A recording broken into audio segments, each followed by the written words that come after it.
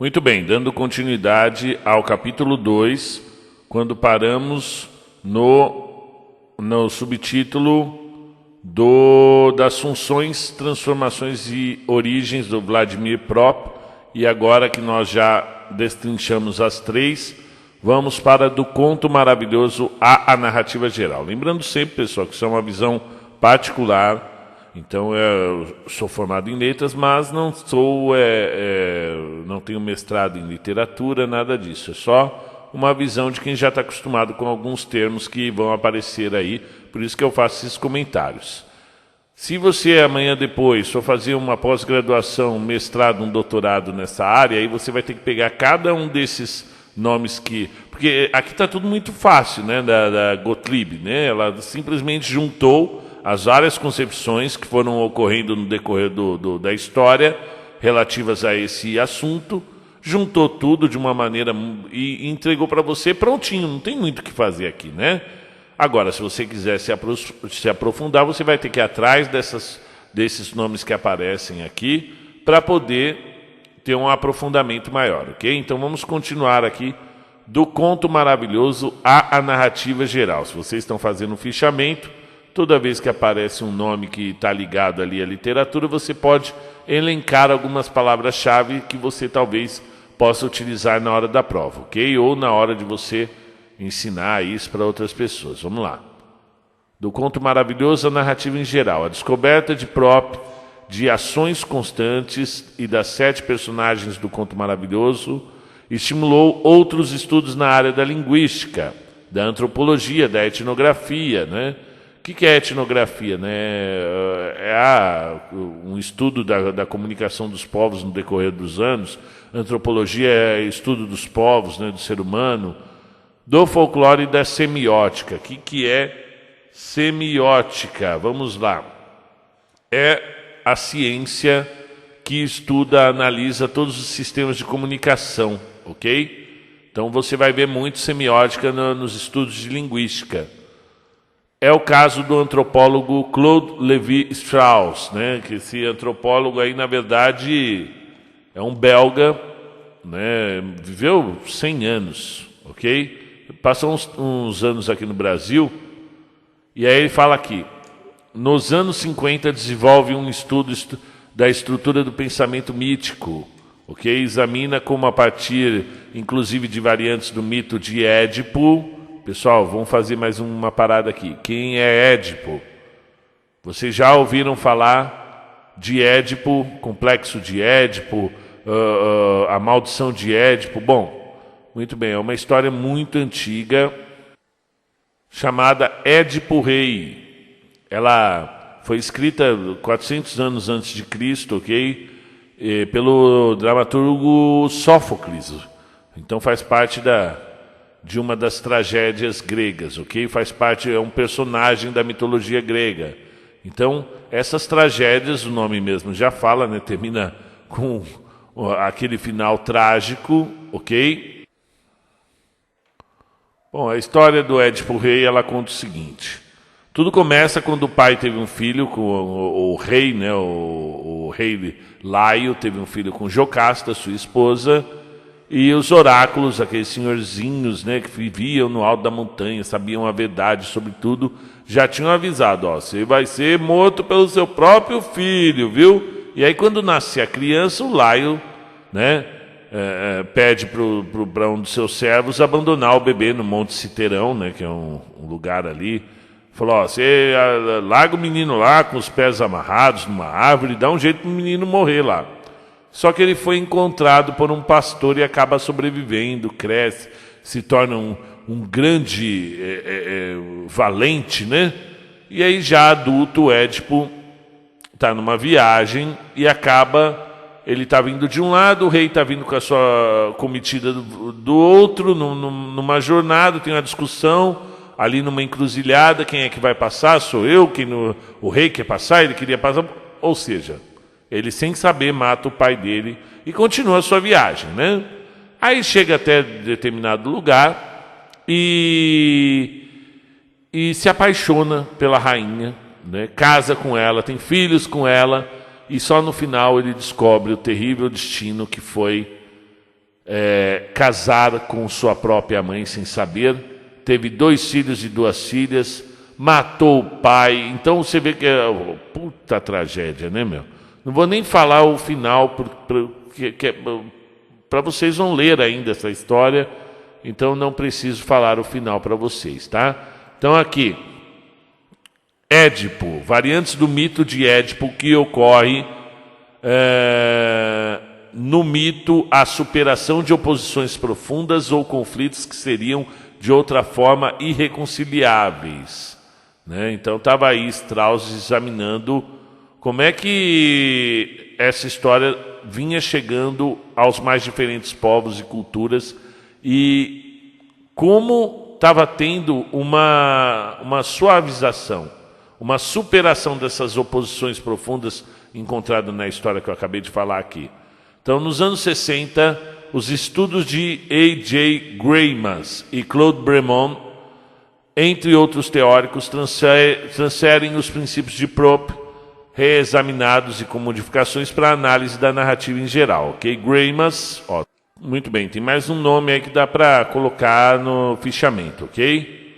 Nos anos 60, os estudos, Greimas examinando a distribuição dos papéis ou da atuação dos personagens a partir de uma relação sintática entre sujeito e objeto, usa funções do conto segundo Propp e as do teatro segundo Soriot, determina 3 tipos de categorias atuacionais, ou 3 tipos de relações das personagens em função de uma ação: sujeito versus objeto, destinador versus destinatário, adjuvante versus oponente, acasalando algumas funções de Propp, reduz as 31 funções para 20 e agrupa as funções também por oposição, como por exemplo, interrogação, resposta, e acaba por reduzir as funções a 2, ruptura da ordem e alienação, e a restituição da ordem. Não é nada difícil reconhecer esses 2 momentos de uma narrativa.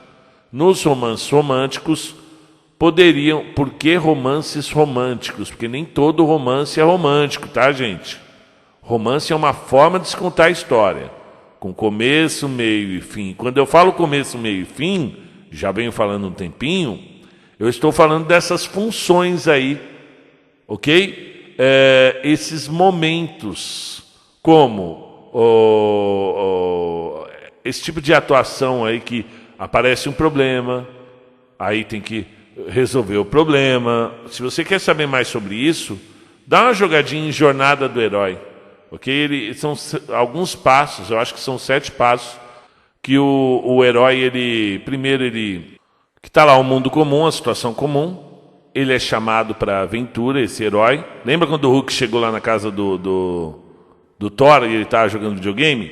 Ele recusa o chamado, encontro com um mentor ou ajuda sobrenatural, então vai aparecer lá um senhor Miyagi para, né? Travessia do primeiro limiar. O que é o ventre da baleia? São os testes, são as provações que ele passa, né? A aproximação da caverna oculta ou a caverna obscura. Aí vem a provação suprema, que é aquele momento de grande emoção. A recompensa, o caminho de volta, a ressurreição e o retorno com o elixir. Então, se você for perceber, joga aí no Google a jornada do herói. São várias tarefas, elas mudam um pouquinho de acordo com a tradução, mas basicamente é isso, ok, pessoal? E aqui, de uma maneira grossa, são esses os caminhos, né? Que um romance romântico, né, nos romances românticos, poderia ser representado por 1. Obstáculo à união do par amoroso. Então tem os Capuletos e os Montecchios, né? 2. O final feliz mediante da união dos dois. Nesse caso do Romeu e Julieta não ocorre, né? Porque é uma tragédia, né? Claude Bremont traça também, e a partir de Propp, as regras gerais para o desenvolvimento de toda a narrativa. Então, tá falando de regra geral, são essas bases aí que basicamente todos os romances seguem com mais fidelidade, um pouco menos, mas hoje em dia está mudando muito, né? E a gente vai chegar ao porquê que está mudando muito. Determina a sequência elementar, num grupo de 3 funções. Uma que abre a possibilidade de processo, uma que realiza tal possibilidade e uma que conclui o processo, começo, meio e fim, com sucesso ou fracasso. No romance romântico, teríamos esses 3 tempos bem delimitados, ok?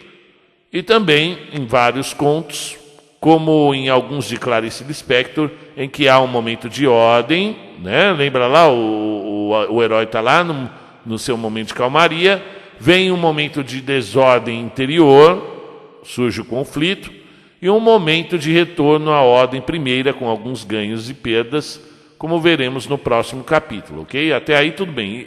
Isso aqui que ele está falando, tudo isso, não é sobre o conto, é sobre o romance. Romance é uma talagada um pouco maior, né? Aquele livro um pouco mais denso, mais completo no sentido dessas possibilidades aí que são tão comuns, ok? Vamos lá para o texto. Também Shklovsky, em A Construção da Novela e do Romance, vai examinar várias tramas, ou seja, modos pelos quais os elementos da novela e do romance se organizam. Examina a trama é a linha de acontecimentos em função de uma novela padrão, em que ocorre sempre, por exemplo, não uma só ação, mas a reação ou a falta de coincidência para que o enredo se desencadeie. O amor feliz, olha essa frase, presta atenção. O amor feliz não faz novela ou romance, a não ser que em oposição às novelas tradicionais, em que o amor é insatisfeito e que há que vencer obstáculos para se conquistar a felicidade. Você já viu uma novela que o casal fica junto a novela inteira, o casal principal? Claro que não, né? Senão não tem o porquê da novela acontecer. O autor descreve vários tipos de trama em combinações diferentes dos seus elementos, ligados entre si numa cadeia por projeções e oposições, são as plataformas. Dada a variedade das possibilidades, chega a conclusões gerais, sem conseguir uma definição do que seria essa novela ou conto e romance, tal qual Propp conseguiu para o Conto Maravilhoso, né? Isto teria acontecido porque os contos modernos, e aí a gente vai fazer a curva no texto aqui, tá, pessoal? Aqui que está o entendimento. Porque os contos modernos afastam-se de certas ações constantes ou fundamentais, como no romance. O romance não está lá, bonitinho, começo, meio, fim? O conto moderno não é assim, desdobrando-se em tantas outras ações miúdas de nossa realidade cotidiana. Afinal, que princípio é esse que rege, que dirige essa variedade de contos que não favorece mais uma classificação segundo os determinados padrões? O que está acontecendo com os contos que eu não consigo um padrão para eles? Porque são tão diferentes. Você vai ler o Cabeça de Papelão, o Homem de Cabeça de Papelão do João do Rio, vai ler o Contos de Escola do Machado, ou vai ler o Venha Ver o Pôr do Sol da Lígia Fagundes, e eles não seguem mais nenhum padrão, né? Então, volta lá. Seria por causa da própria multiplicidade de experiências que rege esses tempos modernos. Já Boris Eichenbaum, ao analisar o conto norte-americano O. Henry, estabelece uma definição entre novela ou conto, né, e romance, pois observa que estas duas formas nada têm a ver uma com a outra. Romance é romance, novela é novela, né? E um lance é um lance. Desculpa, não pude ir. Tem origens diferentes. Romance vem da história e do relato de viagem. A novela do Conto Maravilhoso e da anedota, né? Então a novela vem do conto e o romance vem da história. São duas origens diferentes. O estudo da lógica dos contos russos, que propiciou o estudo da lógica da narrativa, evolui ainda para um estudo da lógica de outras formas, de outros tantos objetos visuais. Nele se empreende a leitura de uma praça ou de uma cidade, mediante uma análise de elementos que as compõem nas suas relações com a relação cultural de uma situação histórica. Gente, isso aqui não importa. O repertório das ações constantes detectadas nos Contos Maravilhosos por Propp desencadeou, pois, tal como observa Adriano Rodrigues, um estudo, desencadeou um estudo cada vez mais amplo da lógica das formas culturais. Tem lógica as formas culturais? Vamos ver. De modo a desenvolver uma semiótica do mundo. E eu esqueci o que é semiótica. Semiótica é aquela ciência que estuda, analisa todos os sistemas de comunicação, ok? Subtítulo: Do conto maravilhoso ao moderno. Apenas uma mudança de técnica? O que caracteriza o conto é o seu movimento enquanto uma narrativa através dos tempos. O que houve na sua história foi uma mudança de técnica, não uma mudança de estrutura. O conto permanece, pois da mesma estrutura do conto antigo. O que muda é a técnica de escrever, né? Essa é a proposta por Bader. Abre aí a florinha do Bader, 1945. A.L. Bader, que se baseia na evolução do modo tradicional para o modo moderno de narrar. Então abre aí duas fileiras, uma para o tradicional e uma para o moderno, de narrar. Segundo o modo tradicional, a ação e o conflito passam por um desenvolvimento até um desfecho. Então o conto ele tem que ter desfecho. Eles se conheceram, eles brigaram, eles resolveram, eles casaram e foram felizes para sempre. Ou não, morreram, mas tem um desfecho, tem a crise, tem a resolução final. Segundo o modo moderno de narrar, voltando ao texto aí, a narrativa desmonta esse esquema, fragmenta esse esquema numa estrutura invertebrada. Não tem mais aquele esqueleto certinho, bonitinho, osso tudo bonitinho. Está tudo invertebrado agora, fragmentado. O que é fragmentar? Separar, né? Misturar. Não, desmonta o esquema. Então acabou esse negócio de começo, meio e fim no conto. Não há necessidade. O conto ele pode terminar ali no momento que sem nenhum final. Pega um conto do Bukowski para você ver, do Charles Bukowski. De fato, a arte clássica do período greco-latino e dos seus imitadores, já na Renascença, depois de 1500, quase 2000 anos, tinham eixos fixos que determinavam os valores da arte, como o equilíbrio e a harmonia. Então, toda vez que a gente fala de classicismo, de renascentismo, de período greco-latino, vai vir, imagine um grande sol. E o que é o sol? Deus Apolo. Né? Quem é esse Deus Apolo? É o Deus da reflexão, da sabedoria, da harmonia e da beleza. Então, por isso que eles privilegiam tanto na arte greco-latina a beleza, a forma humana, né? Você vai ver o Homem Vitruviano do Leonardo da Vinci, você vai ver o Davi de Michelangelo, você vai ver as poesias do classicismo e do neoclassicismo, o arcadismo.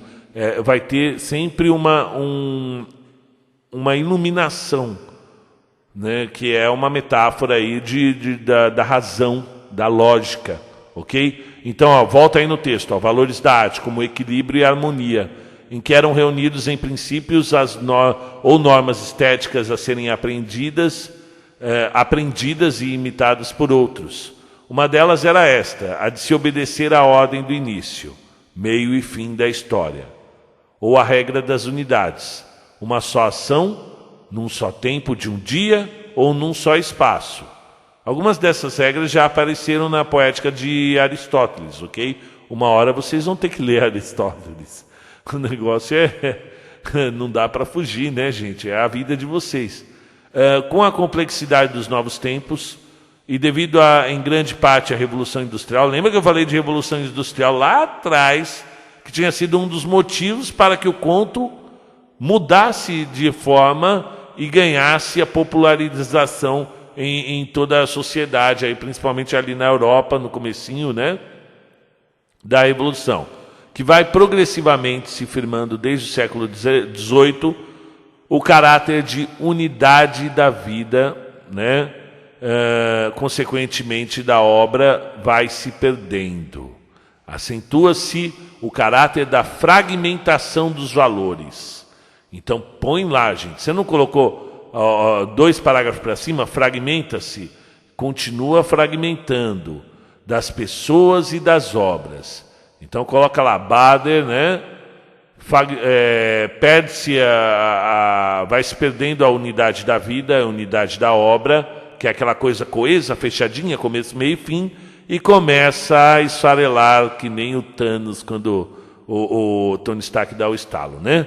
Das pessoas e das obras. E nas obras literárias, das palavras que se apresentam sem conexão lógica, soltas, como átomos, né? Já dizia isso a proposta do futurismo. Vocês vão ter que ler o Manifesto do Futurismo em 1909, né?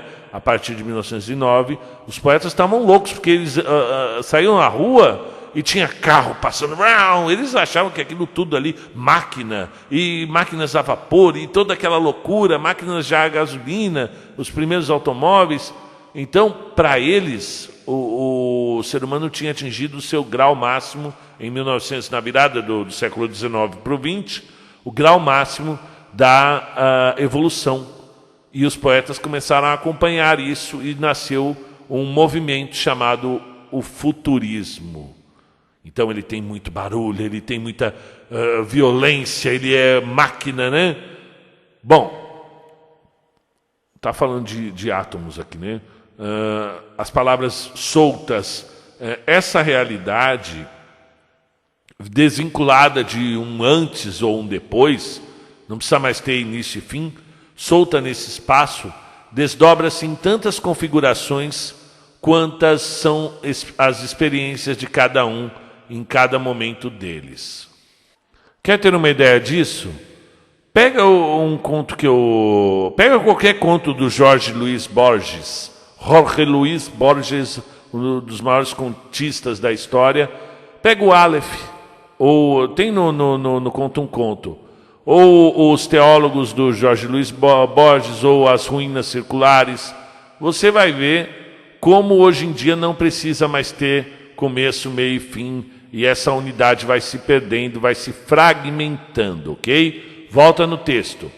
Antes, havia um modo de narrar que considerava o mundo como um todo e conseguia representá-lo. Depois, então, põe lá de um lado da fileira que você abriu, representar o mundo como um todo, unidade, conexão lógica, unidade da vida e unidade da obra. Isso tudo na forma tradicional de se contar a história, ok? Do outro lado, o que você vai pôr? Fragmentação dos valores das pessoas e das obras, ok? Antes havia um modo de narrar que considerava o mundo como um todo e conseguia representá-lo, ok? Depois perde-se esse ponto de vista fixo e passa-se a duvidar do poder de representação da palavra. E cada um representa parcialmente uma parte do mundo que às vezes é minúscula parte de uma realidade só dele. O que era verdade para todos passa ou tende a ser verdade para um só. E nesse sentido evolui-se o enredo do enredo que dispõe um acontecimento em ordem linear, né? Sabe aquela linha do tempo que vai bonitinha? Para outro, diluído nos feelings. Então coloca lá do lado moderno, diluído, né? As coisas não são mais bonitinhas numa ordem linear. As sensações aparecem, as percepções, as revelações e sugestões íntimas. Basta pegar qualquer texto da Clarice. Ela não trabalha com o acontecimento em si, o que ocorreu. Ela vai trabalhar com as sensações que ela teve diante daquilo que ocorreu, das percepções, das sugestões íntimas. Pelo próprio caráter desse enredo, sem a ação principal, os 1001 estados interiores vão se desdobrando em outros. Então, coloca aí, desdobrando, né? Então, por exemplo, a cartomante, que eu estou usando de exemplo para essa leitura. A Rita chegou lá e houve uma traição que culminou com um crime. Esse é o acontecimento da cartomante, mas não é esse o principal. Vai tudo para o lado psicológico, as sugestões, as percepções, as revelações. Esse é o mote, esse é o principal do conto. E não o fato em si, o que ocorreu. Então vamos continuar aqui. A questão não é, pois, ser ou não ser a favor do enredo. Ser ou não ser em itálico, Hamlet. Lembra ele segurando lá a caveirinha, né? O crânio? Ser ou não ser, eis a questão. Ou plot, em língua inglesa, plot, é ser a favor do admitir que há contos em que a ação é mais ou menos importante, por injunção da própria história da história. Sherwood Anderson afirmava que o plot envenena todo conto. Já Bader apoia esse ponto de vista, mas não para condenar o plot. O que é o plot? É o enredo. O enredo é o que vai acontecer, né? Por exemplo, a menina acorda de madrugada, sai pelo corredor, vai na cozinha, chega lá na cozinha, do lado da geladeira tem uma barata. E a Clarice Lispector ficou um livro inteiro nisso. O enredo, a menina foi na cozinha de madrugada, tinha uma barata ali. O que ela fez com a barata? Né? Perceba que isso não é importante. Né? Então, o Sherwood Anderson afirmava que o enredo, isso que acontece, acaba que estraga o conto. Já o Bader, apesar de apoiar, isso pode cair na prova, hein? Mas ele não condena o enredo. Ele fala, não é que o enredo envenena o conto, né? É o mau uso do enredo. O enredo com sentimentalização excessiva que acaba tornando a narrativa artificial, né? Quando deixa muito meloso o enredo, você pega lá o seu personagem. Aí você já de cara mata os pais. Aí você coloca ele numa situação muito difícil, passou fome, foi pro abrigo, cresceu, arrumou uma mulher, a mulher largou ele para ficar com outro. Pô, você está forçando na sentimentalização. Você está tornando a história uma novela mexicana, ficar artificial, né? Basicamente, eu acho que é isso que ele está dizendo aqui. No texto, o teórico, contista e professor de literatura Sean Fowlen reconhece mudança na natureza do incidente. Do argumento, do enredo, passa-se a uma aventura da mente, ao suspense emocional ou intelectual, ao suspense mais estranho, ao clímax a partir de elementos interiores do personagem, ao desmascaramento do herói, não pelo vilão, e sim pelo autor ou pelo próprio herói. E o contista argentino Jorge Luis Borges, citado por Castanhinho, afirma que o seu trabalho, nos seus contos, reside mais propriamente na combinação de argumentos do que na criação deles. Então ele fala aqui, lembra que eu acabei de pedir para você ouvir Jorge Luis Borges, né?